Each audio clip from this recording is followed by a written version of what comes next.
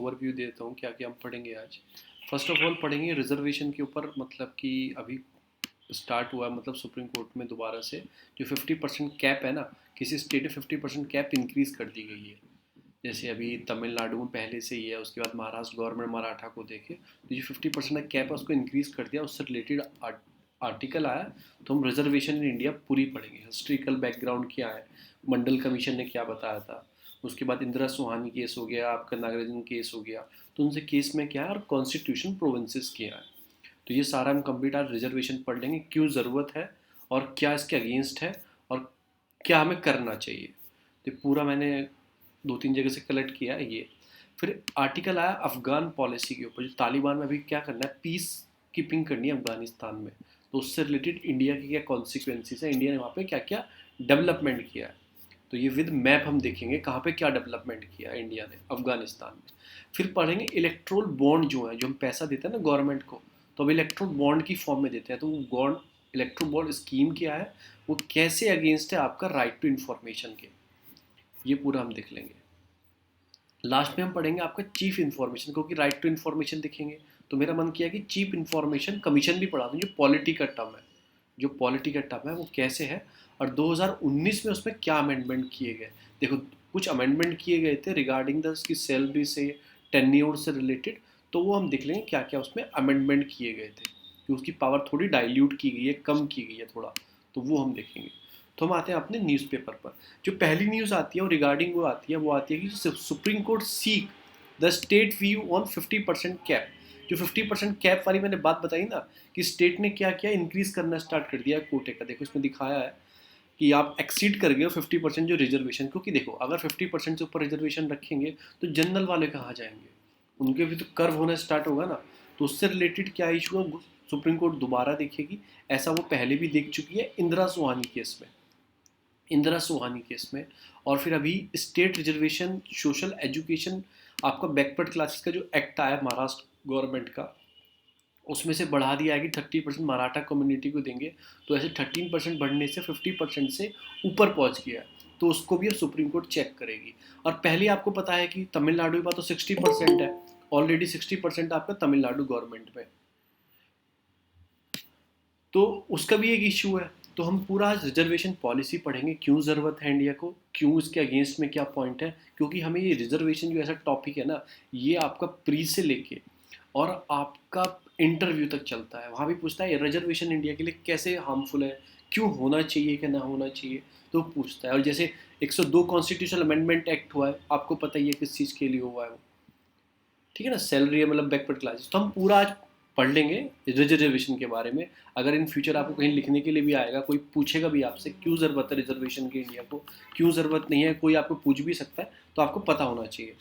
First of all, एक तो reservation जो पहले इंट्रोड्यूस होता है, एड ओज कास्ट सिस्टम, मतलब कि एड ओज मतलब बहुत पुराना एक तरह से रिजर्वेशन बहुत पहले से चलता रहा है। ये नहीं है कि अभी कोई रिसेंटली कोई चीज़ आई है, ठीक है ना। ये जिनके साथ हिस्ट्री में मतलब इनजस्टिस हुआ है, जैसे आपको पता ही है, वैदिक कल्चर से, लेटर वैदिक से वर्ना सिस्टम बन गया था।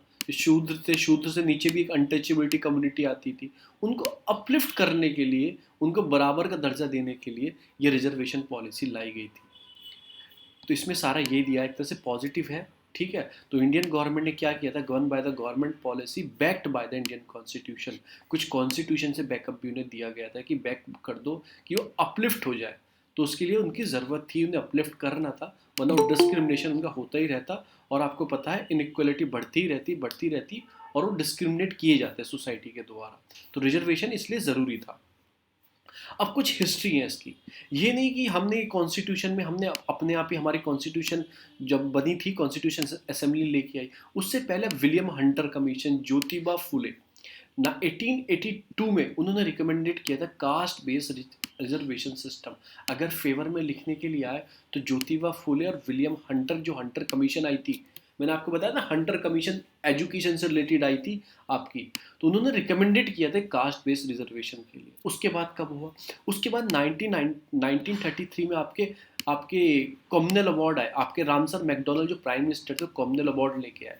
फिर उससे क्या हुआ, 1935 में आपने देखा ना कम्युनियल डिवीजन हो गया। मुस्लिम को तो 1919 में ही मिल गया था, मुस्लिम को तो।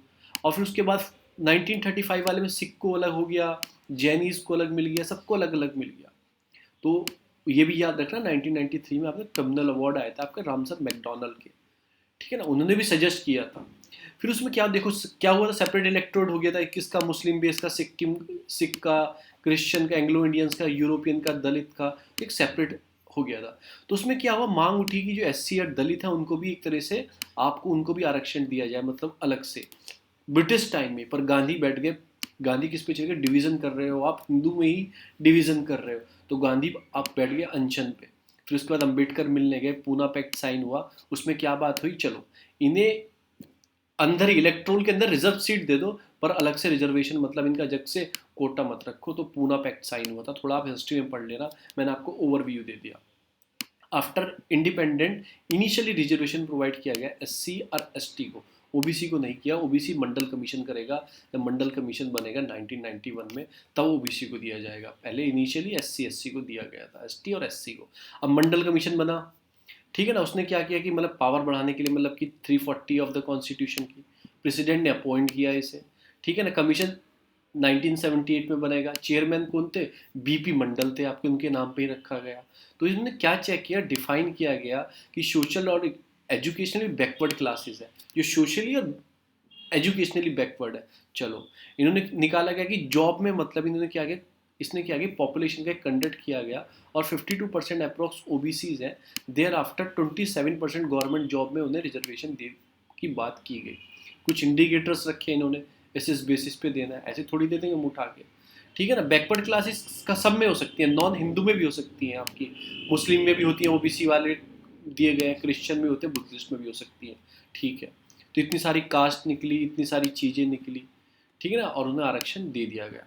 चलो अब उससे रिलेटेड जब इन्हें आरक्षण दे दी बात की, तो इंदिरा सोहानी ने केस डाल दिया कि आपने कैप कर रहे हो, एक तो 27% वैसे कोटा दे रहे हो, और फिर आप क्या करो 10% और कोटा दे रहे हो इकोनॉमिकल बैकवर्ड क्लासेस को, अमंग हाई कैटेगरी। उसी टाइम पे जो ईडब्ल्यूएस अभी आया ना, उस टाइम पे भी दिया जा रहा था, उस टाइम पे भी 10% दिया जा रहा था इकोनॉमिकल वीकर सेक्शन को, इकोनॉमिकल बैकवर्ड क्लासेस को, हायर कास्ट में।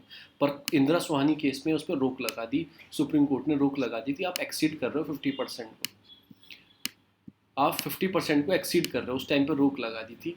तो ये था, तो रोक लगा दी, इंदिरा सोहानी केस याद रखना। और एक चीज़ और बोली कि आप क्रीमी लेयर और डालो, किसके अंदर डालो, ओबीसी के अंदर क्रीमी लेयर को और रखो। कितने अभी क्रीमी लेयर कितनी लिमिट है, आप कमेंट में बताना, 5 लाख है, 6 है या 8 लाख है, कितनी लिमिट है क्रीमी लेयर में, ठीक है। फिर इसमें क्या हुआ, चलते चलते फिर आगे चल के कॉन्स्टिट्यूशन अमेंडमेंट किया गया, क्योंकि ऐसे करते पास फिर सुप्रीम कोर्ट रोक लगा देता 50% कैप वाले उस पर। तो इन्होंने 103 कॉन्स्टिट्यूशन अमेंडमेंट एक्ट लेके आया 2019 में, और 10% रिजर्वेशन इन्होंने ऐड कर दिया इन इकोनॉमिकल बैकवर्ड क्लासेस को, जो अनरिजर्व कैटेगरी में आते हैं उनके लिए। अमेंडमेंट किस में किया था, 15 में, क्योंकि यही भी बोलता है एजुकेशन से, 16 बोलता है एम्प्लॉयमेंट से। तो इसमें अमेंडमेंट करके, और इकोनॉमिकल जो बैकवर्डनेस है उसको 10% रिजर्वेशन कोटा। तो आपको 103 याद रखना है, टोटल अभी 104 तक हुआ है, 104 भी आपको याद रखना है। फिर आपको 102 किस चीज़ के लिए था, वो भी इसी रिलेटेड था, 101 किस चीज़ के लिए था, ये 3-4 आपको अमेंडमेंट याद रखने, क्योंकि लास्ट में हुए। 100 वाला भी याद रखना है, 100 से लेके 104 तक आपको याद रखना है किस किस से रिलेटेड है, क्योंकि रिसेंटली ऐसी गवर्नमेंट ने की है। रिजर्वेशन दे दिया गया, ठीक है ना, रिजर्वेशन 50%। अब इसमें क्या प्रोविजन, रिजर्वेशन के मतलब कि कॉन्स्टिट्यूशन प्रोविजंस क्या है, संविधान के अंदर क्या क्या लिखा हुआ है। एक आर्टिकल बोलता है 14, आपका पार्ट 14 बोलता है, वो डील करता है reservation of SC ST in central and state, क्योंकि स्टेट में अलग होता है, जैसे हम अभी सेंट्रल लिस्ट में जनरल में आते हैं, पर अपनी स्टेट लिस्ट में हम ओबीसी के अंदर आते हैं, दोनों का अलग अलग होता है। हमारी कम्युनिटी अलग आती है, और स्टेट में आती है हमारी कम्युनिटी ओबीसी में, और सेंट्रल में हम आते हैं जनरल में, तो अलग अलग होता है स्टेट उसका। तो ये डील करता है आपका 14। फिर 15(4) और 16(4) भी इस चीज़ से डील करता है, central government reservation seat in the government in the member of ST SC, state और सेंट्रल गवर्नमेंट, 15(4) और 16(4), ठीक है। चलो ये सब चीज़ चल रही थी। अभी क्या कर गया कॉन्स्टिट्यूशन 77 अमेंडमेंट एक्ट लेकर 1995 में न्यू क्लॉज ऐड किया 4A, और उसमें इंसर्ट किया किसमें, 16 में 4A ऐड किया, government provided reservation in promotion. अभी तक तो क्या था, स्कूल में एडमिशन ले लो या नौकरी ले लो, अब नौकरी आपको मिल गई, अब प्रमोशन में भी आपको ऐड कर दिया, क्योंकि आपको अगर चेंज लाना है ना, आप डायरेक्ट नहीं ला सकते किसी लॉ से, पहले आपको कॉन्स्टिट्यूशन अमेंडमेंट करना होगा, क्योंकि ये ऐसे टॉपिक है, इक्वलिटी के ऊपर बेस है, इन सब चीज़ों के ऊपर बेस है। तो किसमें 77 में प्रमोशन में और ऐड कर दिया, नौकरी मिलने के बाद प्रमोशन में भी आपको क्या मिलेगा, ये भी आप 77 से हो, 77 एक इक्वल फिगर है, 7 और 7, तो प्रमोशन से याद रखो आप। तो ये किया। फिर 4A क्लॉज को क्या क्या मॉडिफाई दोबारा किया 85 अमेंडमेंट एक्ट 2001 में। इसमें क्या किया, constitutional seniority to ST SC candidate promote a reservation. मतलब इसमें क्या था, अभी तो प्रमोशन बेसिस पे किया गया, प्रमोशन में ऐड कर दो, तो इसमें तो किसी को भी कर सकते थे। अब उसमें 2 SC वाले हो गए थे, उनमें कॉन्फ्लिक्ट हो गया, मैं हूँगा या मैं हूँगा, तो इन्हें फिर परेशानी होनी किसे करें, तो फिर इन्हें सीनियरिटी बेसिस पे कर दिया कि सीनियर होगा दोनों में से उसको प्रमोशन दे दिया जाएगा। चलो कोई बात नहीं, ठीक है ना। तो इस चीज़ में क्या बात है, 16 जो 2000 में इंसर्ट हुआ, 16(4)B इंसर्ट हुआ, मतलब 81 से, उसमें क्या किया, filling the unfilled vacancy of ST in सक्सीडी। जैसे बताओ, जैसे अब वैकेंसी रह गई है, मैं आपको छोटी सी बात बताऊं,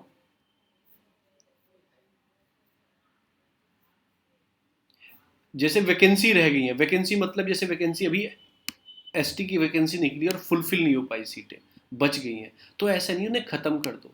आने वाली जब उसमें उसी से UPSC में 10 वैकेंसी रह गई हैं, आने वाले टाइम में UPSC अगेन पोस्ट निकालेगी तो 10 वैकेंसी खत्म नहीं करेगी, वो जो जैसे 100 पोस्ट निकाली तो 10 भी उसमें ऐड करके निकालेगी।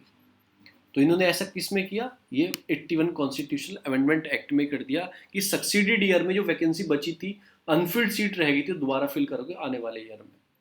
तो एक तरीके से क्या हो गया, न्यूलीफाई हो गया। मैं सीलिंग 50% जो रिजर्वेशन है, आप खुद सोचो ना, उन्होंने पूरी तो गिन के निकाली ना, 50 तो रिजर्वेशन कैटेगरी वालों की, OBC ST वालों की, अब 10 उसमें और प्लस कर दो कि अगले साल तो आप 10 और फुलफिल करोगे, और 100 वैकेंसी है तो 60 तो इनकी होगी ना, फिर वो सीलिंग की बात करने लगे, तो उससे फिर ये वाले प्रॉब्लम आनी स्टार्ट हो गई।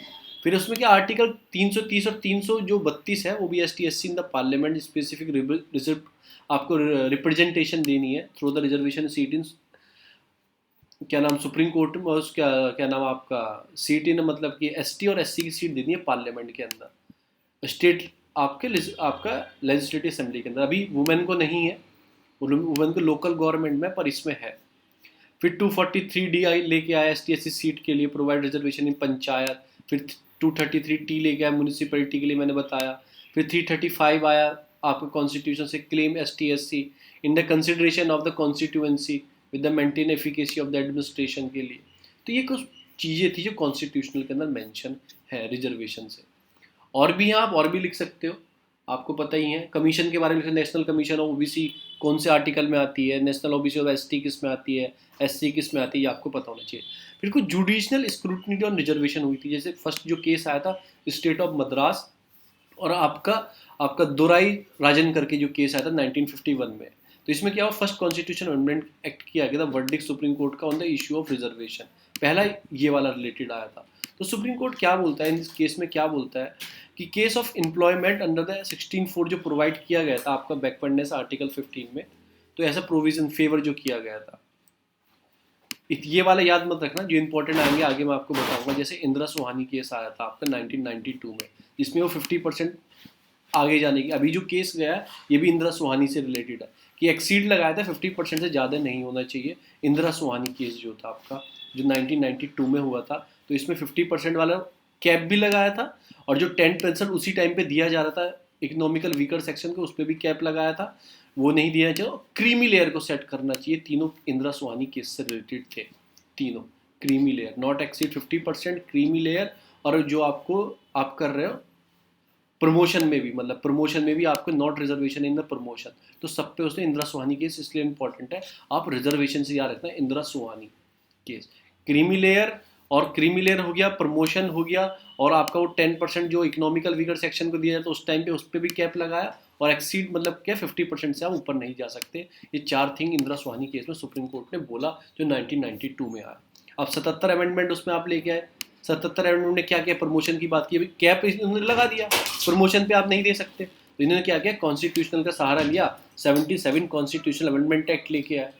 अगर सुप्रीम कोर्ट के वर्डिक्ट को चेंज करना है तो उसके बाद दिया गया, उसके बाद दिया गया। फिर 2006 में आपके नागाराज के आ गए, ये बोलने लगे reservation policy order should be constitutional valid, ठीक है ना। तो फिर सुप्रीम कोर्ट क्या बोलता है, प्रमोशन में दे रहे हो, नागार्जुन आ गए, कोई प्रमोशन में आप दे रहे हो तो ये इशू उठेंगे ना भाई, किस बात में पहले उन्हें आरक्षण मिला जाए एजुकेशन में, फिर उन्हें मिला नौकरी के लिए, अब प्रमोशन के लिए भी, तो एक तो गलत बात है।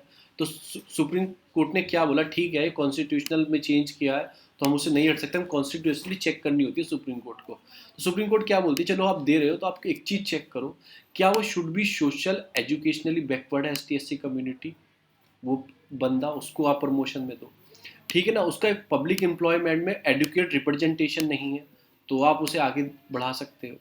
और not affected overall efficacy of the administration, वो अगर इन 3 चीज़ों को फुलफिल कर रहा है प्रमोशन के टाइम, मतलब प्रमोशन के टाइम में आप रिजर्वेशन देने के लिए, तो आप इन 3 चीज़ों का चेक करेंगे, इन 3 चीज़ों का चेक करेंगे। अब इससे रिलेटेड फिर आपका जरनैल सिंह का केस आ गया, ठीक है ना, 2018 में आ गया। तो उसमें क्या बोला सुप्रीम कोर्ट ने, क्या बोला, स्टेट को जो कलेक्टेड करना था ना डाटा, क्वालिफाइड डाटा, ये वाला डाटा जो कलेक्ट करना था, कोई ज़रूरत नहीं है, नॉट रिक्वायर। ऐसा किस में बोला, आपका जरनैल सिंह केस में, आपका 2018 में जो आया इससे रिलेटेड। और उसमें जरनैल सिंह केस में क्या बोला गया कि सुप्रीम कोर्ट ने क्या बोला, आप क्रीमी लेयर ST SC में भी लाने की उन्होंने बात की कि आप क्रीमी लेयर ST SC में भी थोड़ा लेके आओ, ठीक है ना। और उसने कहा state can not grant a reservation in the promotion of ST SC individual who belonging to the creamy layer of their community, ठीक है ना। जब आ जाएंगे तो प्रमोशन में, ना कि क्रीमी लेयर। OBC में तो कैसा है, आपको अगर आप क्रीमी लेयर में आ गए, ना ही तो आपको एजुकेशन में मिलेगा, ना ही आपको नौकरी के लिए मिलेगा। पर इनकी क्रीमी लेयर किस में बात की गई है, इनकी ये प्रमोशन में, अगर आप क्रीमी लेयर में आते हो प्रमोशन के टाइम पे तो आपको रिजर्वेशन नहीं दिया जाएगा प्रमोशन करने के लिए। तो ये थोड़ा 3-4 केस याद रखना, जरनैल सिंह हो गया आपका, इंदिरा सुहानी तो मोस्ट इंपॉर्टेंट है, फिर नागार्जुन है, तो आप एक लाइन बना लेना, चाहे इसमें ही देख लेना आप ऊपर से नीचे तक। इंदिरा सुहानी आया, ये सब रिस्ट्रिक्ट कर दिया गया, फिर कौन सरकार अमेंडमेंट लेके आ गई, फिर अमेंडमेंट ले गए तो नागराज जाग गए, उन्होंने केस कर दिया कि आप कैसे कर रहे हो, फिर सुप्रीम कोर्ट ने कुछ गाइडलाइंस दी, फिर उससे बाद जर्नल केस आ गया तो गाइडलाइन मना कर दी, पर इसमें ये ऐड कर दिया उन्होंने कि क्या करना है, क्रीमी लेयर चेक करो, आप प्रमोशन अगर दे रहे हो तो, अगर वो क्रीमी लेयर में आ जाता है, आप क्रीमी लेयर डेवलप करो प्रमोशन के लिए। तो ये कुछ केस है। 2019 में भी केस आया सुप्रीम कोर्ट में, कर्नाटक लॉ का, allow the reservation promotion of ST SC, तो सीनियोरिटी बेसिस, मतलब वो कुछ 2019 में आया है, सुप्रीम कोर्ट ने सुनाया कर्नाटक में, जो प्रमोशन की बात थी कि आप सीनियोरिटी बेसिस पे करो, ना कि आप डायरेक्टली उस पर करो, ठीक है ना, जो सीनियर है उसको प्रमोट करो। वाई रिजर्वेशन की नीड क्यों है, क्योंकि हिस्ट्रिकल इनजस्टिस हुआ है, जैसे मैंने आपको बताया ना, अर्ली वैदिक पीरियड से आपका लेटर वैदिक से वर्ना सिस्टम, तो वहाँ पे हिस्ट्रिकल में इनजस्टिस हुआ है इनके साथ, और उन्हें एक लेवल प्लेइंग फील्ड देना है। क्यों ज़रूरत है कि पॉजिटिव में लिखना है, तो एक लेवल प्ले फील्ड भी देना है कि उनके साथ लेवल, देखो वो गरीब है, अंबानी का लड़का है भाई, उसके पास हर चीज़ सुविधा है, वो 1 लाख रुपए 1 घंटे के लिए टीचर के लगा सकता है, पर एक स्ट्रीट लाइट में वेंडर, मतलब कि जो वेंडर्स होते हैं उनका बच्चा वो 1 रुपये भी खर्च नहीं कर सकता स्टडी के लिए, तो उनको लेवल प्ले फील्ड गेम देना है, वो रिजर्वेशन दे सकता है, वो रिजर्वेशन दे सकता है, तो लेवल प्ले फील्ड गेम देना है। एडुकेट रिप्रेजेंटेशन देनी है। अब ये नहीं कि जनरल कैटेगरी की सब जॉब में होंगे, अब ST का होगा तो सोचेगा ना कि उस हिसाब से सोचेगा कि हमारी कम्युनिटी कितनी ज़रूरत है, कितना आगे बढ़ना है, तो एडुकेट रिप्रेजेंटेशन देनी है आपको सर्विसेज में। एडवांसमेंट करना है बैकवर्ड क्लासेस का, ठीक है ना, और इक्वलिटी को मेंटेन रखना है, कि ये नहीं है कि मतलब कि जनरल की पढ़ेंगे सब कम्युनिटी के आप पढ़ सकते हैं, तो इक्वलिटी इंश्योर करनी है। तो ये कुछ वर्ड है जो आप पॉजिटिव वे में लिख सकते हो, historical injustice, level playing field, educate representation, advancement और इंश्योर इक्वलिटी, ये आप पॉजिटिव में लिख सकते हो, आपको आरक्षण के ऊपर बताना है। तो 4 पॉइंट आप बताते हो, सामने वाला तुरंत चुप हो जाएगा, बहुत पता है इसे। अगेंस्ट में क्या है, अगेंस्ट में तो आप भी खुद नॉर्मल वे में सोचेंगे तो आप पता लग जाएगा, ठीक है ना। स्टेट सर्विस मतलब डिवीजन और आपके enmity among the government employ, ये सब चीज़ें होती हैं। फिर आप क्या क्या कि अब जो चीज़ें आ रही हैं, अब क्या हो रहा है, आरक्षण का क्या रह गया, अब आरक्षण रह गया आपका, गवर्नमेंट अब मतलब एक उस तरीके से सोचने लगी है कि आरक्षण दे दिया तो एक वोटिंग बैंक के हिसाब से गवर्नमेंट थिंक करती है आरक्षण को देना। ये कुछ मैंने आपको अगेंस्ट में टॉपिक बताए। हम अपने हिंदू पे आते हैं। जो हिंदू की, पहले मैंने आपको पूरा केस बता दिया, फिर दोबारा चेक करेगी अब गवर्नमेंट, मतलब कि सुप्रीम कोर्ट, कि वो 50% जो कैपिंग है उसको कैसे वर्क करना है। तो आप कुछ चीज़ ये याद रखना। देखिए बोलता है वेदर आर्टिकल 342A, ये वाला कुछ पढ़ लेना है, मतलब कि legislative classify the backward classes citizen thereby affecting the federal policy structure. तो ये कुछ चीज़ें हैं। दिल्ली की पर कैपिटा इनकम कम हो गई है ड्यू टू कोविड, कम हो गई है पर कैपिटा इनकम दिल्ली की, कम हो गई है। ये याद रखना। अब देखो एक चीज़ और बताओ, 7 died in fire and eastern railway headquarter. मैंने आपको एक दिन फायर से रिलेटेड केसेस पढ़ाए थे, क्या स्टेप लेने चाहिए, मैंने पूरी गाइडलाइंस पढ़ाई थी आपको, तो उस गाइडलाइंस को थोड़ा दिमाग में रखना और इस चीज़ को सोचना कि क्या क्या वो गाइडलाइंस थी, क्या क्या वो गाइडलाइंस थी, आप थोड़ा इस बारे में सोचना। एक मिनट रुक जाओ, ये अपडेट मांग रहा है, बहुत दिन से अपडेट नहीं करता।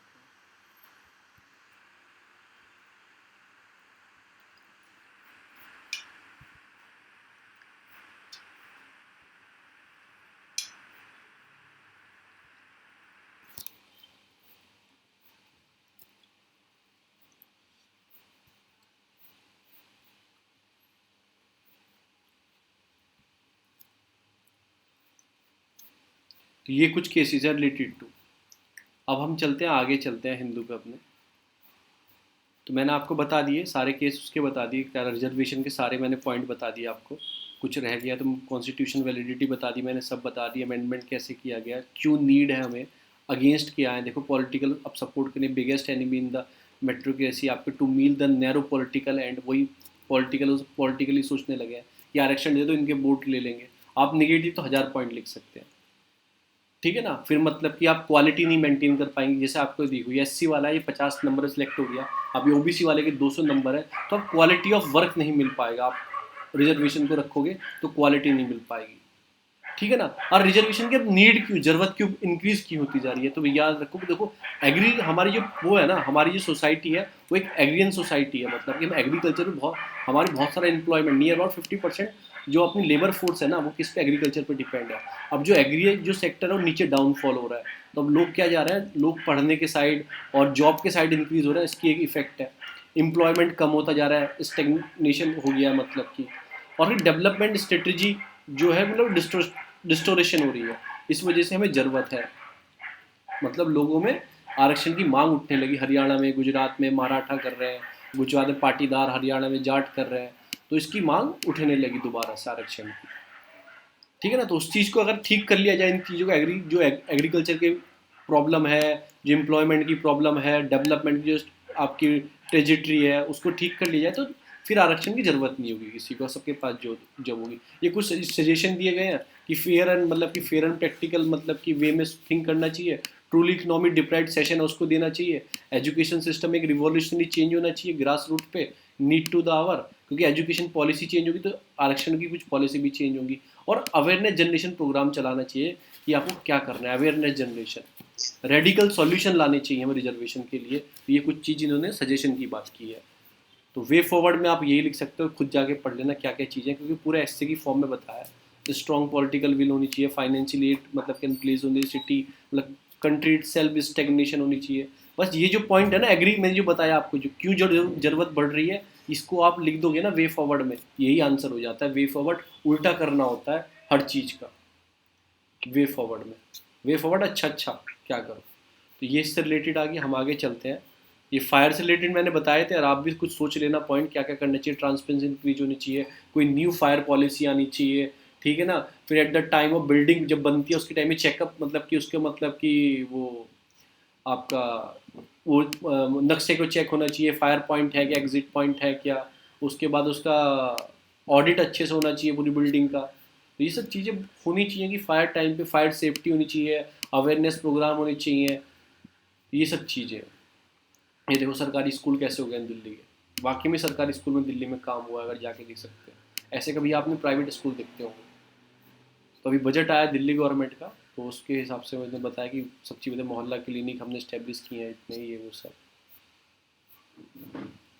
ठीक है। अब पहली न्यूज़ ये आर्टिकल आता है वेस्ट बंगाल इलेक्शन से, बिल्कुल नहीं पढ़ना। दूसरे आपका आर्टिकल आता है अफगान पीस से, अफगान में पीस करनी है, पीस कीपिंग मिशन चलाने, क्योंकि यूएस फेवर में आ गया कि अफगान में पीस लानी है। अब उसकी प्रॉब्लम क्या है, सबसे बड़ी प्रॉब्लम जो है उसका तालिबान, जो वहाँ पे टेररिस्ट ग्रुप और टसल चल रही है गवर्नमेंट के बीच में। तो यही सारी बात करेंगे, मैंने पूरा एक इसके लिए अलग से निकाला है कि पहले यूएस था, ट्रंप ने वहाँ से विड्रॉल करना स्टार्ट कर दिया गवर्नमेंट का, तो वहाँ पे क्या हो गया, मतलब स्पेस क्रिएट हो गया। चाइना ने इन्फ्लुएंस बढ़ाना स्टार्ट कर दिया, ऊपर से रशिया आ गया, उसने इन्फ्लुएंस करना स्टार्ट कर दिया। तो ऐसे ऐसे मतलब एक गवर्नमेंट चली जाती है, दूसरे उसमें कंट्रियाँ उसमें इन्वॉल्वमेंट बढ़ा देती हैं। इंडिया का क्या इन्वॉल्वमेंट है, इंडिया ने वहाँ पे क्या डेवलपमेंट किया है, इस आर्टिकल में कुछ नहीं दिया गया, क्या करना चाहिए उसकी बात की गई है। जो इंडिया ने किया है वो हमारे प्रीयर मेंस के हिसाब से भी इंपॉर्टेंट है। मैं आपको पहले आर्टिकल बता देता हूँ। दूसरा आर्टिकल आता है, अभी क्या चल रहा है, वर्क फ्रॉम होम। अब एक चीज टर्म आई है, वर्क फ्रॉम एनीवेयर। अभी क्या बात थी, जो रिजर्वेशन पॉलिसी है यूएस इमिग्रेंट की, H1B वीज़ा, मैं आपको बता देता हूँ।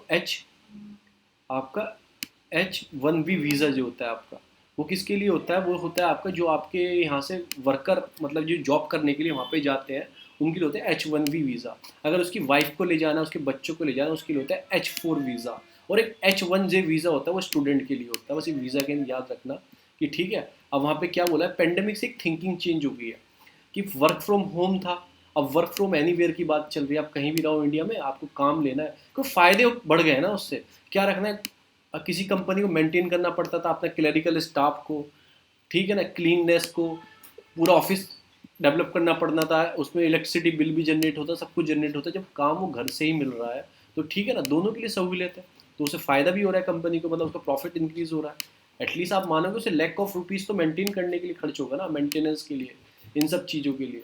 तो इससे जो नई थिंकिंग आ गई, वर्क फ्रॉम एनीवेयर की थिंकिंग आई है कि आप अमेरिका में सर्विस करनी है आपको गूगल में, उसका कुछ ऑनलाइन काम है, वो आप इंडिया में बैठ के भी कर सकते हो, तो एनीवेयर उसकी थॉट स्टार्ट हो गई है। कोविड के टाइम से वर्क फ्रॉम होम स्टार्ट हो तो वर्क फ्रॉम एनीवेयर भी स्टार्ट हो गया। तो ये मैं थोड़ा सा आपको बता दिया। फिर 75% जो रिजर्व कैटेगरी मतलब कि जॉब में लोकल जो लॉ पास हुआ हरियाणा ने, तो एक दिक्कत पैदा हो गई है। दिक्कत कैसी पैदा हो गई, आप खुद बताओ। आप एक साइड बात कर रहे हो एक भारत श्रेष्ठ Bharat, one nation one market की, ठीक है ना, और दूसरी तरफ आप बात कर रहे हो ऐसे ऐसे लॉ लेके गवर्नमेंट लॉ लेके आ रही है कि लोकल को प्रेफरेंस देना है, जो सॉइल पे वहाँ के लोग हैं उनको प्रेफरेंस देना है। एक सब उस साइड की बात हो रही है। तो ये दोनों चीज़ में कॉन्ट्रा करती है, मतलब एक तरीके से। मैंने आपको प्रॉब्लम बताई है क्या हो सकता है, देखो वैसे गवर्नमेंट ने बताया वहाँ के 50,000 से किसी कम सैलरी है हरियाणा में, तो उस पर लागू नहीं होगा, उस पर लागू होगा, और जिसकी 50,000 से ज़्यादा सैलरी है उस पर लागू नहीं होगा, ऐसा कुछ गवर्नमेंट ने बताया। उसके बाद क्या बताया, कुछ स्पेसिफिकल कैटेगरी में रखी है जिन्हें एग्जामेशन दिया गया है। जैसे आपका भट्टे पे काम करने वाली लेबर होती है, वो वेस्ट बंगाल, ईस्ट यूपी, फिर बिहार इधर से आती है, मगर तो उनको एग्जामेशन दिया गया है। जो मास लेबर आती है उसको एग्जामेशन दिया गया है। अगर आपको कोई मतलब कि लोकल से नहीं मिल रहा, तो आप एक रिटन लेटर साइन करोगे गवर्नमेंट को और आप एग्जामेशन आपको मिल जाएगा। तो कुछ ऐसे ऐसे एग्जामेशन दिए गए हैं करने के लिए। पर इसके बेनिफिट क्या है, आप एक तरफ बात करते हो एक यूनिटरी स्ट्रक्चर की, ठीक है, और दूसरी साइड आप बात करते हो लोकल को फेवर करने के लिए। तो एक यूनिटी, इंडिया की यूनिटी के मतलब अगेंस्ट है। आप खुद बताओ, अगर ऐसे सब स्टेट अपने लिए करने लगे तो कैसे वो मतलब कि कल्चर एक्सचेंज होगा, बिहार के लोग कैसे महाराष्ट्र जाएंगे, महाराष्ट्र के लोग कैसे बिहार आएंगे। तो एक कल्चर एक्सचेंज प्रोग्राम है, इंडिया बात करता है वर्ल्ड में ऐसा प्रोग्राम चलना चाहिए, कल्चर जो एक्सचेंज प्रोग्राम है। इंडिया के कुछ स्टूडेंट आपके बांग्लादेश जाने चाहिए, कुछ आपके यूएस जाने चाहिए, वहाँ के कुछ यहाँ आने चाहिए, और आप एक साइड बात कर रहे हो ऐसे रिजर्व पॉलिसी ला के। तो एक कल्चर एक्सचेंज, स्किल एक्सचेंज, वो कैसे पॉसिबल होगा। तो आप उसके अगेंस्ट में खुद सोचा करो चीज़ें, योर ब्रेन बूस्टिंग किया करो। लिखने से पहले आप पेपर लिया करो। आपको सोचना है 75% रिजर्व आ रहा है, सिंपल लिखो 75% रिजर्व जो जॉब में आ रहा है लोकल के लिए, इसके बेनिफिट क्या है खुद सोचो, 5-6 पॉइंट। फिर इसके अगेंस्ट में सोचो 5-6 पॉइंट, चाहे पॉइंट में ही सोचो, बस 5-10 पॉइंट सोच लिए, फिर उसको एलेबोरेट करके आप लिखना चाहिए। ऐसा आप अभी से स्टार्ट करेंगे ना, तो प्री के टाइम पे आपको क्वेश्चन मिलेगा रिलेटेड टू लोकल जो आपका रिजर्वेशन दिया जा रहा है। पहले आपको उसका स्ट्रक्चर डेवलप करना होता है विद इन 10 सेकंड के अंदर। ऐसे लिखना स्टार्ट नहीं करना होता, तभी नंबर नहीं मिलते हैं। 10 सेकंड के अंदर स्ट्रक्चर माइंड में डेवलप करना होता है।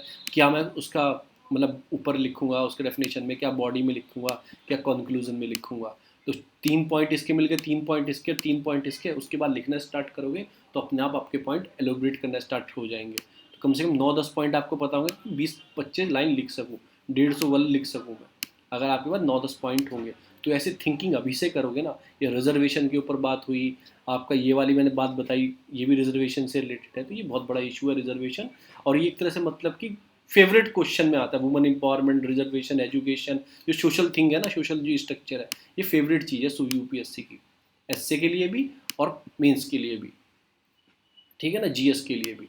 तो आप इस चीज़ पे सोचा करो थोड़ा सा। तो मैं आपको क्या बताने वाला हूँ, ये एडिटोरियल सेक्शन पहले खत्म कर देता हूँ। दूसरा आता है इलेक्ट्रल बॉन्ड स्कीम। इसके प्रॉब्लम्स क्या है। इसमें कुछ नहीं है, पॉलिटिकल की बात है, बीजेपी पे इतने मिले, मैं आपको अलग से पढ़ाऊंगा कि दोनों को मिला के पढ़ाऊंगा। आपके electrical bond versus right to information से इशू है इनका, वो भी बताऊंगा क्या इशू है। इलेक्ट्रिकल बॉन्ड स्कीम भी बताऊंगा क्या है, उसमें ट्रांसपेरेंसी कम, क्या मनी लॉन्ड्रिंग, इन सब के लिए लेके आए थे, पर उसमें अब हो क्या रहा है ये मैं नहीं पढ़ाऊंगा। काओ साइंस में मतलब ये काओ वाले नहीं पढ़ाऊंगा, क्या प्रॉब्लम आ रही है काओ काओ स्लटरिंग में, ये और वो, ये आप खुद पढ़ लेना। सरिया, वॉयलेशन ऑफ डॉक्ट्रिन ऑफ सरिया, ये मैं नहीं पढ़ाऊंगा क्योंकि रिलीजन से प्रोस्पेक्टिव हो गया।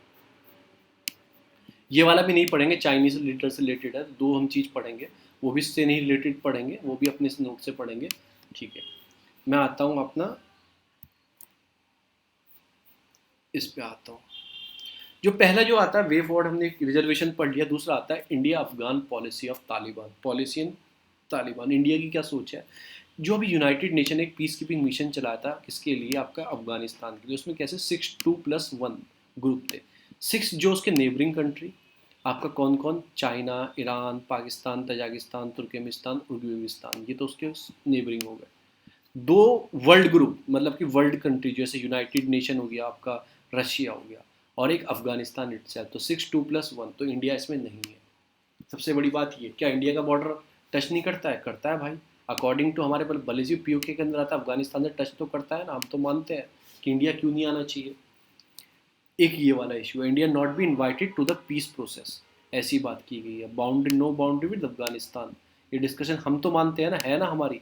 जो आपकी वांकन कॉरिडोर है आपका, उससे हमारी टेरिटरी टच करती है, भले ही वो पाकिस्तान के पास है।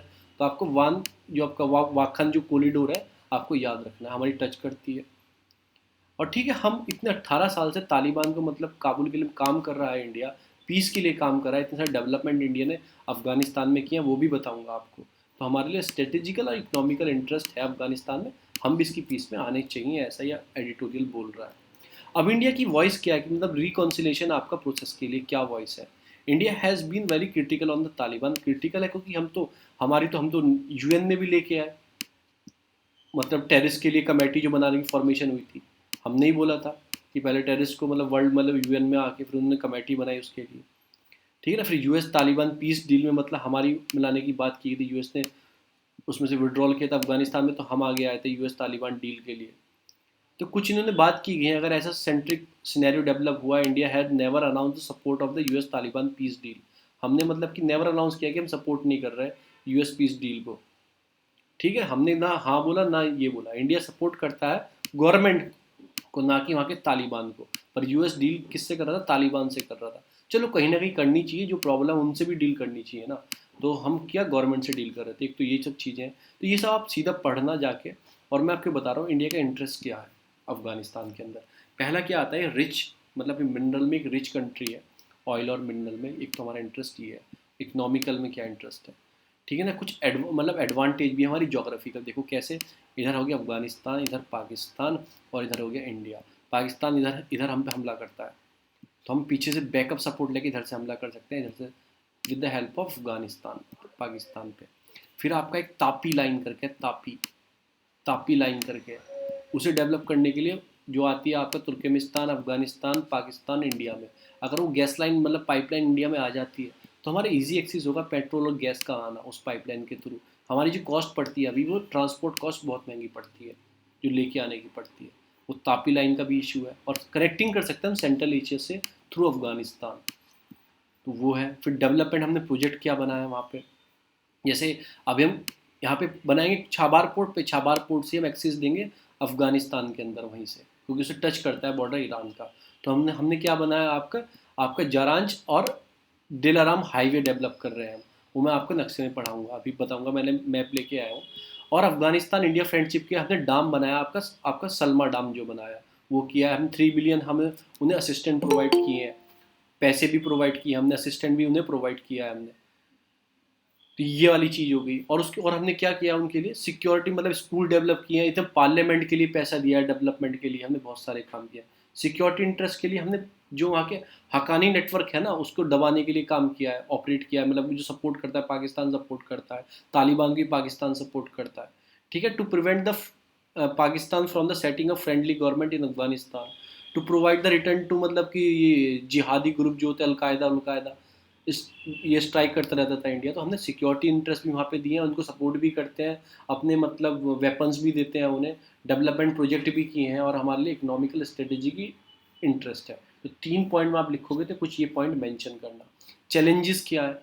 चैलेंजेस ये हैं भाई, तालिबान पावर में आ जाता है तो हमारे एक प्रॉब्लम आ जाएगी। जो हम Afghanistan led, Afghanistan owned, Afghanistan control की बात करते हैं, तो प्रॉब्लम है। गवर्नमेंट जो वहाँ पे काम करना चाहिए, गवर्नमेंट ही होनी चाहिए इस चीज़ की। तालिबान से आप डायरेक्ट बात करते नहीं, क्योंकि हम पहले बोलते हैं हम पहले आतंकवादी संगठन हथियार छोड़ो तब बात करेंगे। फिर अगर ये सब चीज़ें होंगी, हमने इतना सारा गुडविल वहाँ पे किया है, अगर फिर ये पावर में आ जाता है तो ये सब चीज़ें बेकार हो जाएंगी हमारे लिए, ठीक है ना। और फिर मतलब एक्सक्लूजन फॉर इंडिया, हमें इसे बाहर रखा गया है। 6.2 जो ग्रुपिंग है यूएन का, एक्सक्लूड किया गया, मतलब इंडिया को इससे बाहर रखा गया। ये एक प्रॉब्लम है, नहीं रखना चाहिए था। डिसाइडिंग द फेट, मतलब इंडिया डिसाइड करता है कि वहाँ पे पीस होनी चाहिए, पीपल के लिए पीस मिलनी चाहिए, हम उन्हें सपोर्ट करते हैं। कितने सारे, अगर आप यूनिवर्सिटी में देखोगे ना जाके, अफगानी कितनी यूनिवर्सिटी, दिल्ली में तो 50, मैं मानता हूँ हर दिल्ली यूनिवर्सिटी के अंदर आपको 20 से 25 अफगानी स्टूडेंट मिल जाएंगे। आपको खुद भी पता होगा, अफगानी स्टूडेंट, पूरा मालवीय नगर इधर जाओगे ये अफगानियों से भरा हुआ है, शाकेत के साइड। तो ठीक है, हम उन्हें एजुकेशन में भी देते हैं, यहाँ पे हम उन्हें रहने के लिए भी देते हैं। और हमारा जो आपका सीए जो अमेंडमेंट बिल आया आया उसमें ही अफगानियों को, मतलब जो हमारे हिंदूज़ जैनिज़्म वहाँ पे रहते हैं अफगानिस्तान, उनको भी हम इसमें देंगे। तो कुछ स्टेप हमने लिए गए हैं, ठीक है। तो मैं ये चीज़ आपको सीधा बताना, कंक्लूजन नहीं, मैं इससे मैप से थोड़ा बताना चाहता हूँ, प्री के लिए इंपॉर्टेंट है।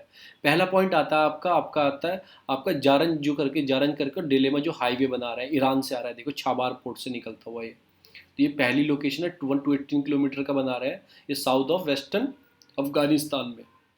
दूसरा काम क्या किया, ये 2 नंबर वाला जो पॉइंट है, ये वाला जो पॉइंट है, हमने 220 केवी वाट का वहाँ पे आपका आपका पुल ई कुमारी काबुल में क्या बनाया, हमने क्या बनाया, एक प्रोजेक्ट बनाया इलेक्ट्रिकल का प्रोजेक्ट, जो 2 नंबर का आपका पुल ई खुमरी करके, ठीक है ना। फिर काबुल में तीसरे नंबर क्या किया हमने, सलमा डाम बनाया आपका यहाँ पे काबुल के अंदर, ये आपके सलमा डाम बनाया, ठीक है ना। उसके बाद क्या किया, चौथे नंबर पे अफगानिस्तान की पार्लियामेंट के लिए, मतलब और इंदिरा गांधी इंस्टीट्यूट बनाया वहाँ पे, चाइल्ड हेल्थ और आपका हबीबी स्कूल करके बनाया, काबुल के अंदर ही बनाया हमें, चौथे नंबर का। सलमा डैम यहाँ नहीं है, सलमा डैम यहाँ पे है आपका हीरत में, सॉरी काबुल में नहीं है, सलमा डैम हीरत में आपका ये रहा। तो ये सिटी के नाम भी आ रहे थे, हीरत, दिलिमा आपका, आपका जन्म करके, आपका पुली कुमारी करके, फिर आपका काबुल करके, कहाँ पे है सिटी। तो हमने कुछ चीज़ के वहाँ पे डेवलपमेंट के काम किए हैं, ये चीज़ आप याद रखना थोड़ा सा, ये डेवलपमेंट के हमने काम किए हैं अफगानिस्तान के अंदर। तो इंडिया का बहुत बड़ा सपोर्ट है वहाँ पे काम करने के लिए, हमने असिस्टेंट सपोर्ट भी दिया है 3.1 बिलियन की उन्हें, ठीक है, अब तक दे चुके हैं, 2001 से अब तक उन्हें इतने दे चुके हैं, 3.1 बिलियन डॉलर रुपीज़। अब दूसरा आर्टिकल आता है आपका इलेक्ट्रॉल बॉन्ड और इलेक्ट्रॉन जो राइट्स हमारे इन्फॉर्मेशन के, मतलब के जो राइट्स है। पहली बात, सेंट्रल इन्फॉर्मेशन कमीशन, ठीक है ना, होती है, और मतलब कि राइट टू इन्फॉर्मेशन एक्ट से डेवलप की गई थी, सीआईसी डेवलप की गई थी, और इसके अंदर रूल करती है disclose to the identified of the electoral bond scheme donor, ठीक है ना। तो डिस्क्लोज करते हैं कि जो डोनेट करेगा, मतलब उसकी इन्फॉर्मेशन आउट नहीं करेंगे, ऐसा किसमें बोला गया है, ऐसे स्कीम के इलेक्ट्रॉल बॉन्ड स्कीम के अंदर बोला गया है। अब इलेक्ट्रॉल बॉन्ड स्कीम है क्या, थोड़ा सा मैं आपको इसके बारे में बता दूं, की पॉइंट्स इसके हैं क्या। इलेक्ट्रल बॉन्ड स्कीम, ठीक है ना, एक पॉलिटिकल पार्टीज को अगर पैसा देना है आपको तो ये स्कीम है, और इशू कर सकते हैं, 1,000 रुपये का दे सकते हैं, 10,000 का, 1 लाख का, 10 लाख का, 1 करोड़ तक का, without any maximum limit, without any maximum limit, ठीक है ना। इस तरह के बॉन्ड है, और किससे खरीद सकते हो, एसबीआई से खरीद सकते हो बस, और उसकी पर्टिकुलर ब्रांच से और पर्टिकुलर दिनों में ही खरीद सकते हो, जैसे शुरू के 15 दिन के ऑफ मंथ के उसमें ही खरीद सकते हो। तो ये कुछ कैसे हैं आपके इलेक्ट्रॉल बॉन्ड है, एक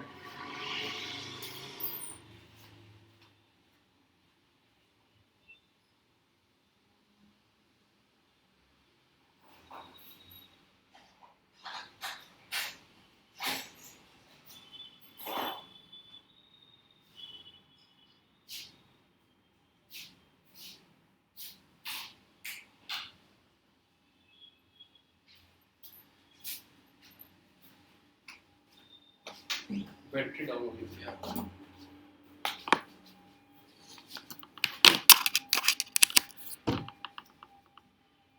तो आप क्या ले सकते हो, इस फॉर्म में आप ले सकते हो। आपको जो किस पार्टी की रजिस्ट्रेशन पार्टी है, आप जाके पढ़ लेना रजिस्टर्ड पार्टी कौन सी होती है, वो दिया गया है स्टेट में कौन सी होती है, और नेशनल पार्टी कौन सी होती है, उन्हीं के लिए खरीद सकते हो।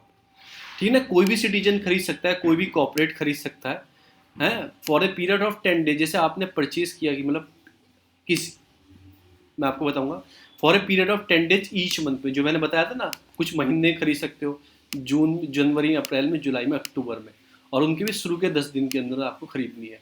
जब आप एक बार खरीद लोगे ना, 15 डेज की वैलिडिटी होती है आपको जमा करने की उसको। ठीक है ना, जैसे आपने आज खरीदो, 15 दिन के अंदर आपको पार्टी को वो सर्टिफिकेट प्रोवाइड करने हैं।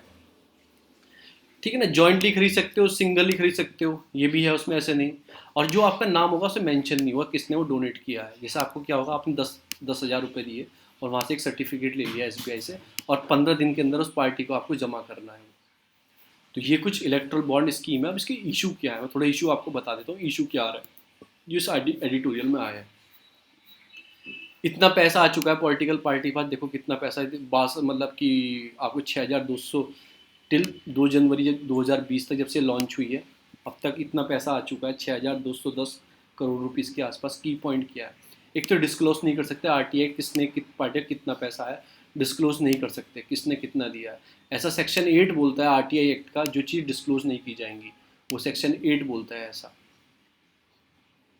ठीक है ना, तो ये सब कुछ चीज़ें हैं। फिर अर्लियर क्या था, मैं 2020 में CIC direct the centre to reveal the name of the electrical bond scheme. ठीक है ना, donor who want to identify the remain of confidential. ठीक है ना, ये सब चीज़ें हैं। एक तो क्या है कि एनोमिटी की बात की गई है, neither donor nor political party obligate to reveal the donation. मतलब कि ना पॉलिटिकल पार्टी बताएगी ना डोनर बताएगा, तो पैसा कहाँ से आ रहा है। बस ये है कि बस वो पहले कैश में आता था, अब इलेक्ट्रल बॉन्ड में आ रहा है, तो पैसा कितना रहा है ये तो पता है, पर कहाँ से कितना आ रहा है वो नहीं पता। 2019 सुप्रीम कोर्ट हेल्ड कर सकता है all the political party who receive the donation from the electrical bond must submit the detail to election commission of India. बस डिटेल सबमिट करनी है इलेक्शन कमीशन सामने, ना कि पब्लिकली। क्योंकि मतलब कि फंडामेंटल कॉन्स्टिट्यूशन जो प्रिंसिपल आपका freedom of political party information, उसके बेस पे सुप्रीम कोर्ट ने मतलब बोला था कि पॉलिटिकल जो फ्रीडम है आपकी पॉलिटिकल इन्फॉर्मेशन की, उसके बेस पे सुप्रीम कोर्ट ने बोला था। क्योंकि सुप्रीम कोर्ट का काम क्या है, कॉन्स्टिट्यूशनलिटी चेक करना किसी भी लॉ से रिलेटेड, कि वो कॉन्स्टिट्यूशन के अगेंस्ट है, फेवर में है, अगर नहीं है तो। ब्लैक मनी एलिमिनेट करने, कैपिंग करने की बात की गई थी, ब्लैक मनी कैप हो जाएगी, क्योंकि पॉलिटिकल पार्टी कैश में दोगे तो ब्लैक मनी हो जाता है ना, कैश में जो हाईली मतलब मनी होती है वो कैश में दोगे तो एक ब्लैक मनी की फॉर्म में हो जाती है। उसको कर्व करने के लिए स्कीम लाई गई थी, बॉन्ड स्कीम जो लाई गई थी। फिर डिफीटिंग ट्रांसपेरेंसी, अभी क्या हो रहा है, ट्रांसपेरेंसी कुछ ही ट्रांसपेरेंसी है, ये प्रॉपर ट्रांसपेरेंसी नहीं है अभी भी। क्योंकि भाई मतलब कि पहले क्या होता है, पहले बिल्कुल ही ट्रांसपेरेंसी नहीं थी, कहाँ से कैश में 100 करोड़ रुपए आ गया, अंबानी ने 100 करोड़ मतलब सॉरी किसने 100 करोड़ रुपए दे दिया, तो क्या पता किसने दे दिया। चलो अब बॉन्ड खरीदेगा, कम से कम बैंक को तो पता होगा ना कहाँ से आया, क्योंकि आप क्या चेक की फॉर्म में और उसकी फॉर्म में बॉन्ड खरीद सकते हो। कैश भी दोगे तो भी आपके अकाउंट से वो बनेगा, तो बैंक को भी थोड़ा बहुत पता रहता है। और आपका सिस्टमेटिक, आपका ओपेसिटी नहीं है। Government is always position to know who is the donor, because the bonds are purchase through the SBI। ठीक है ना, तो सब पता होता है गवर्नमेंट को। Threaten to the colour of the process of favouring which of the political party. मतलब अब क्या आता है, पहले गवर्नमेंट कहीं से पैसे आए 100 करोड़ रुपए, तो गवर्नमेंट को पता होता था इसके पास इस बिजनेसमैन ने पैसे दिए, तो उसका फेवर करना हमारी गवर्नमेंट बनती है। अब तो बॉन्ड की फॉर्म में आ रहा है, किसको क्या पता। अब भी पता होता है, पर किसको क्या पता किस पार्टी ने किसको किसने बॉन्ड दिया है हमें, किसने नहीं दिया। पर पता होता है किसको किसने दिया है किसने नहीं दिया। पर ऐसे आपको याद रखना है। मैंने आपको बॉन्ड स्कीम बता ही चुका हूँ, ये प्री के पॉइंट भी हैं। ठीक है ना, ये मेंस के पॉइंट है जो ऊपर मैंने आपको बताया, मेंस के पॉइंट है। अब आपको राइट टू इन्फॉर्मेशन, मतलब मैं आपको बताता हूँ, इलेक्शन मतलब सेंट्रल इन्फॉर्मेशन कमीशन एक तरह से, मतलब क्या ये कॉन्स्टिट्यूशन बॉडी है जैसा आपको पता ही है एक तरह से। और राइट टू इन्फॉर्मेशन एक्ट जो आया था उसके अंदर ये फॉर्म की गई थी। नॉट कॉन्स्टिट्यूशन बॉडी नहीं है, सॉरी स्टैट्यूटरी बॉडी है ये, नॉन कॉन्स्टिट्यूशन बॉडी है। उस RTI एक्ट 2005 में आया था, उसके अंदर ये फॉर्म की गई थी। इफेक्टिव कब हुई थी आपका, 12 अक्टूबर 2005 से, under the act of right to information act जो आया था उससे फॉर्म की गई थी। इसमें मेंबर होते हैं, हेड कौन करता है, चीफ इन्फॉर्मेशन आपका जो कमिश्नर होता है, और not more than 10 member, 10 member से ज़्यादा नहीं होते। ठीक है ना, उसके साथ में रहेंगे, 5 साल के लिए ऑफिस मेंटेन करता है। पर 2019 में क्या हुआ, जो इन्फॉर्मेशन कमीशन है ना आपका, है 6 मतलब कि पार्ट फ्रॉम चीफ 2019 में क्या हुआ, ठीक है ना, जो कमीशन है has been 6 information commissioner apart from आपका चीफ इंफॉर्मेशन कमीशन, मतलब इससे अलग अलग इंफॉर्मेशन कमीशन भी रहेंगे 2019 में। एट प्रेजेंट तक ऐसा है सिस्टम, जो मैंने आपको बता रहा हूँ। एट प्रेजेंट तक सिस्टम ऐसा है कि इसमें क्या होता है, एक चीफ इलेक्शन होता है और इसमें 10 मेंबर होते हैं, और अभी तक क्या चल रहा है कि एक चीफ इलेक्शन और 10 इंफॉर्मेशन कमिश्नर होते हैं, ये चलता आ रहा है, ठीक है ना। 10 से ज़्यादा नहीं रख सकते, इतना आप याद रखना जो लीगल में बताया गया है। उसके अपॉइंट कैसे किया जाता है, प्रेसिडेंट अपॉइंट करता है on the recommendation of committee, जो सिलेक्ट करती है, जिसे प्राइम मिनिस्टर चेयर करते हैं, लीडर ऑफ अपोजिशन होते हैं, या फिर आपका union cabinet minister nominated by the, 3 member होते हैं इसमें। एक तो लोकसभा के लीडर अपोजिशन होंगे, एक आपका प्राइम मिनिस्टर होंगे, प्राइम मिनिस्टर एक आपको यूनियन कैबिनेट मिनिस्टर को जो अपॉइंट करेंगे वो होंगे, तो 3 मेंबर होते हैं। वो नाम चुन के ऐसे देते हैं प्रेसिडेंट को, प्रेसिडेंट महामहिम क्या करते हैं, उन्हें अपॉइंट करते हैं। टेन्यूर क्या होता है, मतलब अभी तक टेन्यूर क्या था, 65 वर्ष था, ठीक है ना, prescribe by the central government until the age of 65 वर्ष था, वो सेंट्रल गवर्नमेंट बताती थी, ठीक है ना। वो और एक बार बनने के बाद जो चीफ इलेक्शन कमिश्नर होता है आपका, वो मतलब रीअपॉइंट नहीं किया जाएगा, तो ये कुछ याद रखना। अब रोल क्या है, रोल खुद पढ़ लेना क्या क्या रोल है। Order to inquiry in the matter of reasonable ground, ये सब काम क्या करता है, आपको इन्फॉर्मेशन दो तो इन्हें प्रोवाइड करनी होती है। आप आरटीआई फाइल करो तो यही प्रोवाइड करते हैं, मैंने कई बार बता चुका हूँ, आप जाके ये कुछ पढ़ लेना, मैंने ऐड कर दिए, एक दो बार देख लिया करो। और ये अपनी रिपोर्ट, एनुअल रिपोर्ट सबमिट करता है आपका पार्लियामेंट के सामने, ठीक है। Government on the implement of the provision of the report has been place before the house of the parliament, उनके सामने अपनी रिपोर्ट रखते हैं, ना कि प्रेसिडेंट को देते हैं। ये याद है, प्रेसिडेंट को नहीं देते। अब प्रेसिडेंट को कौन सी कमीशन देती है आप याद रखना, कौन देता है उसे, ये तो नहीं देते। अब कुछ इसमें 2019 में अमेंडमेंट किए गए हैं। क्या अमेंडमेंट किया गया है इसमें, मैं आपको 3 अमेंडमेंट बता देता हूँ। जो उनका फिक्स टेन्यूर था ना 5 साल का, अब कौन डिसाइड करेगा, अब सेंट्रल और स्टेट गवर्नमेंट डिसाइड करेंगे, क्योंकि स्टेट इन्फॉर्मेशन कमिश्नर होता है, तो वो डिसाइड करेंगे कितना उसका टेन्यूर है, ठीक है। और उसके बाद क्या डिसाइड करेंगे, remove regarding the reduction in the salary, उसकी सैलरी में कितना डिडक्ट करना है, कितना बढ़ाना है, क्या करना है। पहले क्या था, एक बार फिक्स तो फिक्स है, उसकी पेंशन देनी है नहीं देनी, कौन डिसाइड करेगा, गवर्नमेंट डिसाइड करेगी, ठीक है ना। सैलरी अलाउंसेस कितने देना है वो भी कौन डिसाइड करेगी, वो भी सेंट्रल गवर्नमेंट डिसाइड करेगी, या स्टेट की गवर्नमेंट, स्टेट का होगा तो आपको क्या चीज़ पता लगी, तो आपने उसकी पावर पे, उसकी सैलरी पे, उसकी हर चीज़ पे आपने पावर कर लिया है, तो क्या भरोसा वो एक तरह से आपको सही इन्फॉर्मेशन दे या ना दे, गवर्नमेंट के खिलाफ देगा तो गवर्नमेंट ये कर सकती है। तो एक तरह से उसके ऊपर क्वेश्चन मार्क लग गया है कि क्या ये भी अब पेट बन जाएगा, like CBI, like ED, like आपका और भी जो इंक्वायरी चीज़ें हैं, सीवीसी हो गया, क्या ये भी पेट बन जाएगा गवर्नमेंट का, जो हमें राइट टू इन्फॉर्मेशन क्या है। अगर आपको कोई चीज़ प्रॉब्लम हो रही है तो आप जा सकते हो इन्फॉर्मेशन के लिए, जो आपको प्रोवाइड नहीं होती है, तो इस एक्ट के ज़रिए एक आप जस्टिस है, ये वाला एक्ट भी आपके लिए, आपके पास इन्फॉर्मेशन, तो कर्टेल गवर्नमेंट अब इसे करने लगी है। तो क्या ये सब चीज़ चलती आ रही है, क्या सिनेरियो आ रहा है, ये पूरा मैंने आपको इसमें बता दिया। चीफ इंफॉर्मेशन इलेक्ट्रोल बॉन्ड के ऊपर भी स्कीम क्या है, और मैंने अफगानिस्तान की 3 चीज़ मैंने आपको बता दिया। और कोई न्यूज़ आज काम की नहीं आई है, पूरा मैं आपको न्यूज़पेपर दिखा रहा हूँ। तो मैं आपको छोटी छोटी न्यूज़ आई वो आपको मैं बताता चलूँगा। ये तेलंगाना गवर्नमेंट ने राइज की है आपको सेल ऑफ सिक्योरिटी, कौन बेचता है, आरबीआई। कहाँ बेचता है, आपका ई कुबेर प्लेटफॉर्म पे, ई कुबेर प्लेटफॉर्म पे। अब आपको डिफरेंस चेक करना है कि स्टेट गवर्नमेंट कौन सी मतलब सिक्योरिटी ट्रेजरी बिल्स निकाल सकती है, और आपका सेंट्रल गवर्नमेंट आपका कौन से वो निकाल सकती है। लॉन्ग टर्म और शॉर्ट टर्म कुछ इफेक्ट है, आप जाके पढ़ना ये वाली चीज़। दोनों में डिफरेंस है कि सेंट्रल गवर्नमेंट किस टाइप की गवर्नमेंट सिक्योरिटी निकाल सकती है और स्टेट गवर्नमेंट किस टाइप की गवर्नमेंट सिक्योरिटी निकाल सकती है, ये जाके आप पढ़ना थोड़ा सा। तो ये तेलंगाना गवर्नमेंट ने इतने पैसे राइज किए हैं, कुबेर पे आरबीआई ने बेच के पैसा प्रोवाइड कराया इन्हें। अब एक रिपोर्ट आई है कि only half of the government school and anganwadi have a tap centre. अभी एक कैंपेन चल रही है आपकी, क्या कैंपेन थी कि क्या नाम, 100 days campaign for 100% coverage being launch by Jal Shakti ministry ने। क्या करा था, जो आपके आंगनबाड़ी सेंटर है जहाँ पे खाना वाना बनता है और गवर्नमेंट स्कूल के परमिसेस है, वहाँ पे आपको 100% क्या देना था, टैप वाटर प्रोवाइड करना था। पर अभी तक रिपोर्ट जो सामने आई है, रिपोर्ट जो स्टैंडिंग कमेटी ने रखी है, उसने बोला है कि only half of the government school anganwadi have tap water, जो टंकी वाला पानी होता है। बस इतना याद रखना, प्री का यही पॉइंट है। कुछ स्टेट में 100% है और कुछ स्टेट में अभी बिल्कुल भी नहीं है। जैसे देखो, ये जो स्टेट आंध्र प्रदेश, गोवा, तमिलनाडु, हरियाणा, हिमाचल, तेलंगाना, पंजाब, इसमें 100% कवरेज है। कुछ स्टेट है यहाँ पे लीस्ट कवरेज है, उत्तर प्रदेश मात्र 7%, 8% मानो कि टैप वाटर की, वेस्ट बंगाल 11% मानो, झारखंड आपको 13%, तो यहाँ तो बिल्कुल है ही नहीं, नेग्लिजिबल है।